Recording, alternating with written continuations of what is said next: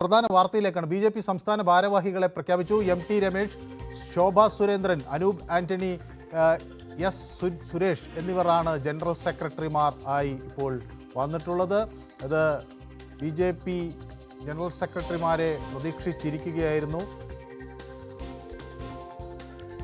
എന്നോടൊപ്പം വി അരുൺ ചേരും. വി അരുൺ, ഇപ്പോൾ 4 സംസ്ഥാന ഭാരവാഹികളെ കൂടി പ്രഖ്യാപിച്ചിരിക്കുന്നു. ജനറൽ സെക്രട്ടറിമാരായ എം.ടി. രമേശ്, ശോഭാ സുരേന്ദ്രൻ, അനൂപ് ആന്റണി, എസ്. സുരേഷ് എന്നാണ്. ഏതാണ്ട് നമ്മൾ പ്രതീക്ഷിച്ച തരത്തിലുള്ള ഒരു പട്ടിക തന്നെയാണ് പുറത്തു വന്നിരിക്കുന്നത്. സംഘടനാ സെക്രട്ടറിയുടെ കാര്യത്തിൽ എന്തെങ്കിലും തീരുമാനങ്ങൾ വ്യക്തമാകുന്നുണ്ടോ അരുൺ? അഭിലാഷ്, ഏറ്റവും പ്രധാനപ്പെട്ട തീരുമാനം ബി.ജെ.പിയുടെ സംഘടനാ ഭാരവാഹികളെ, സംസ്ഥാന ഭാരവാഹികളെ പ്രഖ്യാപിച്ചിരിക്കുന്നു.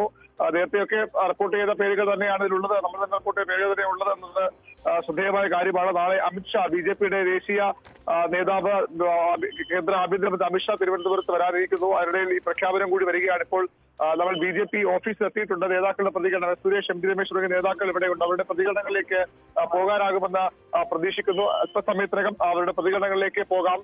ഇപ്പോൾ എന്നോടൊപ്പം ഇവിടെ എസ്. സുരേഷ്, തിരുവനന്തപുരം പ്രധാനപ്പെട്ട നേതാവ്, ബി.ജെ.പിയുടെ സംസ്ഥാന ജനറൽ സെക്രട്ടറി ചേരുകയാണ്. അദ്ദേഹത്തിന്റെ പ്രതികരണം പ്രേക്ഷകരിലേക്ക് എത്തിക്കാനാകുമെന്ന് പ്രതീക്ഷിക്കുന്നു. ശ്രീ സുരേഷ്, വളരെ പ്രധാനപ്പെട്ട ഒരു പദവിയിലേക്ക് എത്തുകയാണ്. എന്ത് തോന്നുന്നു?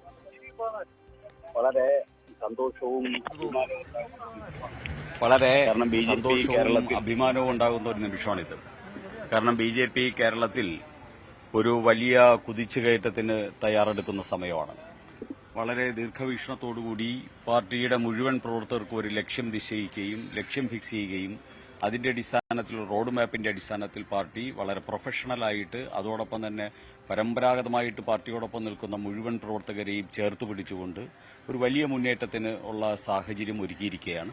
ഈ സാഹചര്യത്തിൽ നേതൃത്വം കൊടുക്കാനായിട്ട് എന്നെ നിയോഗിച്ചതിൽ പാർട്ടിയുടെ സംസ്ഥാന അധ്യക്ഷനോടും അതോടൊപ്പം തന്നെ ദേശീയ അധ്യക്ഷനോടും പാർട്ടിയുടെ മുഴുവൻ നേതൃത്വത്തിനോടും അങ്ങേയറ്റത്തെ നന്ദിയുണ്ട്.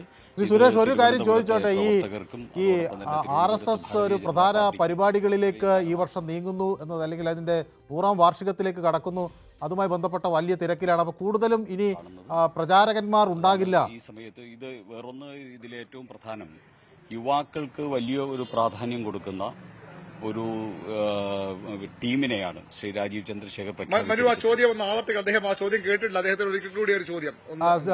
അരുൺ, ഞാൻ ചോദിച്ചത്, ഇത് RSSന്റെ 100ാം വാർഷികവുമനുബന്ധിച്ച പ്രവർത്തനങ്ങൾ വളരെ സജീവമായി നടക്കുന്നതുകൊണ്ട് തന്നെ RSS ബാക്ക്ഗ്രൗണ്ടുള്ള അല്ലെങ്കിൽ പ്രചാരകന്മാരെ ഇനി ബി.ജെ.പിയുടെ സംഘടനാ പ്രവർത്തനത്തിന് ഈ വർഷത്തിൽ നിന്ന് പരമാവധി കിട്ടില്ല എന്ന ചില വിവരങ്ങളൊക്കെ പുറത്തു വരുന്നുണ്ട്.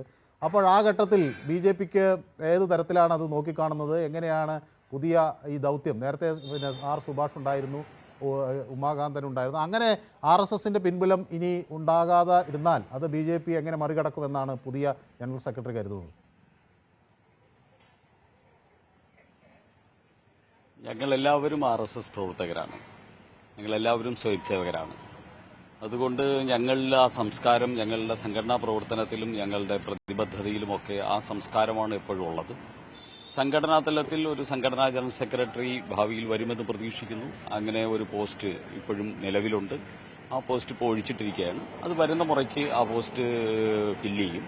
ഇപ്പോൾ നിലവിൽ പാർട്ടിയുടെ സംസ്ഥാനത്ത് 4 ജനറൽ സെക്രട്ടറിമാരെ പ്രഖ്യാപിച്ചിട്ടുണ്ട്.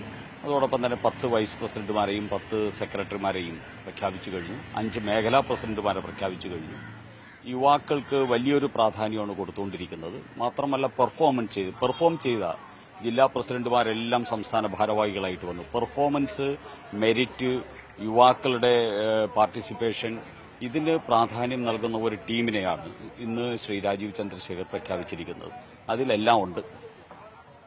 അതോടൊപ്പം തന്നെ ശ്രീ സുരേഷ്, അങ്ങ് ഈ വി മുരളീധരൻ്റെ പ്രചരണത്തിന് വലിയ ചുക്കാൻ പിടിച്ചിരുന്നു എന്ന കാര്യം എല്ലാവർക്കും അറിയാവുന്നതാണ്. തെരഞ്ഞെടുപ്പിൻ്റെ പ്രകടനം ഒരു നേരിയ വ്യത്യാസത്തിന് വി മുരളീധരൻ പരാജയപ്പെട്ടെങ്കിൽ എല്ലാവരും വലിയ തോതിൽ അങ്ങക്ക് അംഗീകാരം നൽകുന്ന, അല്ലെങ്കിൽ പ്രശംസിക്കുന്ന തരത്തിലേക്കുള്ളൊരു പ്രചരണ പരിപാടിക്ക് നേതൃത്വം നൽകാൻ കഴിഞ്ഞു. ഈ പുതിയ തീരുമാനത്തെ അത് ഏതെങ്കിലും തരത്തിൽ സ്വാധീനിച്ചിട്ടുണ്ടാകും എന്ന് കരുതേണ്ടതുണ്ടോ?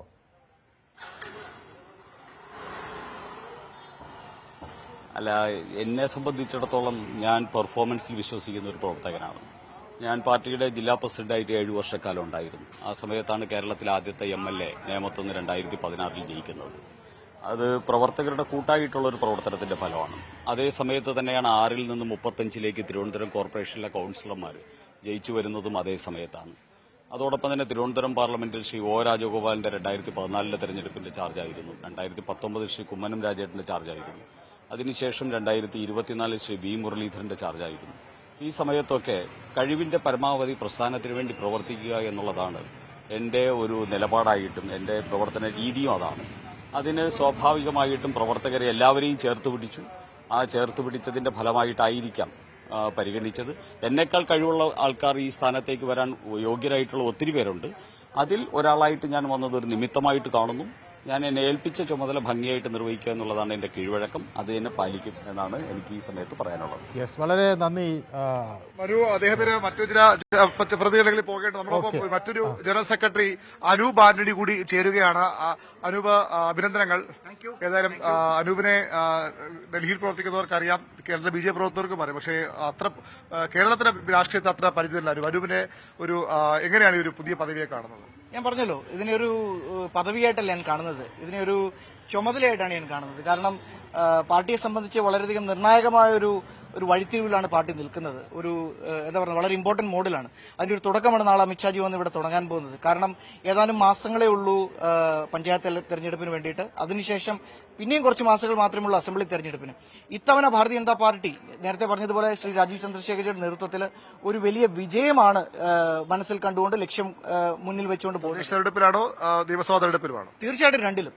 അപ്പൊ ആ ഒരു വലിയൊരു വിജയം പാർട്ടിക്ക് നേടിക്കൊടുക്കാൻ വേണ്ടിയിട്ട് ഇങ്ങനെ ഒരു ചുമതല ലഭിച്ചതിന് അനുഗ്രഹമായിട്ടും വലിയൊരു ഉത്തരവാദിത്തോടും കൂടി ഞാൻ കാണുകയാണ്. ഈ രാജീവ് ചന്ദ്രശേഖർ BJP അധ്യക്ഷനായ ശേഷം വരുന്ന വിമർശനങ്ങൾ, ഒരു കോർപ്പറേറ്റ് വൽക്കരിക്കപ്പെടുന്ന പാർട്ടി ഇതിൽ വിമർശനമൊക്കെ വരുന്നുണ്ട്. അതിലെന്തെങ്കിലും വസ്തുതയുണ്ട്? അല്ലെങ്കിൽ അങ്ങനെ തന്നെ വേണം, കുറച്ചുകൂടി പരമ്പരാഗത ശൈലിയിൽ നിന്നൊക്കെ മാറി BJPയുടെ പ്രവർത്തനം നമ്മൾ ദേശീയ തലത്തിലെ കാണും പോലെ കേരളവും മാറേണ്ടതുണ്ടെന്ന് എനിക്ക് തോന്നുന്നുണ്ട്.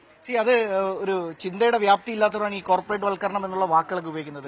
ചിലപ്പോൾ പ്രൊഫഷണലായിട്ട് പ്രവർത്തിക്കുന്നു പറഞ്ഞാൽ ഒരു പരിധിവരെ അംഗീകരിക്കാം. തീർച്ചയായിട്ടും കാലം മാറി. ഇപ്പോൾ നരേന്ദ്രമോദിജി 2014 വന്നപ്പോൾ സോഷ്യൽ മീഡിയ യുഗം തുടങ്ങിയത് അദ്ദേഹമാണ് രാഷ്ട്രീയത്തിൽ.